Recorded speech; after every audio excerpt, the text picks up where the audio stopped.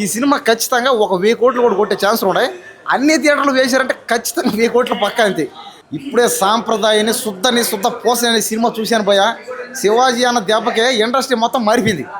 ఈ ఇండస్ట్రీ పక్క ఇండస్ట్రీ అన్ని భాషల్లో టోటల్గా ఇండియా మొత్తం శివాజీ అన్న దెబ్బకి ఆడవాళ్ళందరూ మారిపోయారు అంతే. సినిమా చూస్తున్నంతసేపు అసలు ఎక్కడ కూడా చెడ్డ బట్టలు కానీ రొమాంటిక్ సీన్ కానీ ఎక్కడ లేవు. అసలు సినిమా చూస్తున్నంతసేపు అసలు ఎక్కడో ఫీలింగ్ అంతే.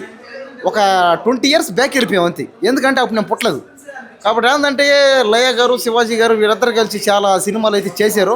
ఒక పాట ఉంటే బాగున్నాం, ఒక పాటన పెట్టండి. కానీ ఆ పాట లేకపోవడంలో కాస్త బాధగా ఉంది. ఒక్క పాటన పెడితే లాస్ట్లో ఒక పాట అయితే ఉంది. ఆ పాట చూస్తున్నసేపు పవన్ కళ్యాణ్ గారు, చంద్రబాబు నాయుడు గారు, అలాగే రేవంత్ రెడ్డి గారు అందరిని అయితే పెట్టేశారు. కానీ శివాజీ గారు అయితే డ్యాన్స్ వేరేది అందులో వేసుంటే బాగున్నాం. ఇంకా సినిమా చూసినసేపు ఫుల్ కామెడీ, లాస్ట్ ట్విస్ట్ కూడా చాలా బాగుంది. కానీ ఏంటంటే మనసులో బాధ ఒకటి, ఒక సాంగ్ పెట్టుంటే బాగుంది అంతే, ఇంకేం లేదు. కానీ సినిమా చాలా బాగుంది. ఈ సినిమా ఖచ్చితంగా ఒక 1000 కోట్లు కూడా కొట్టే ఛాన్సులు ఉన్నాయి.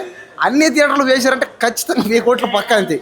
కనీసం 1000 కోట్లు రాకపోయినా ఒక 500 కోట్లను క్రాచ్ చేస్తుంది ఈ సినిమా. మీరు చూడండి కావాలంటే ఇంకొక నెల రోజుల్లో ఈ సినిమా 500 కోట్లు పక్క వచ్చేస్తుంది అంతే.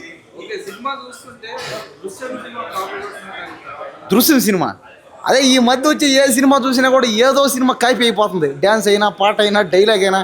ఏం చేద్దాం, దృశ్యం సినిమా కాపీ అయినా నువ్వు మార్చరు కదా.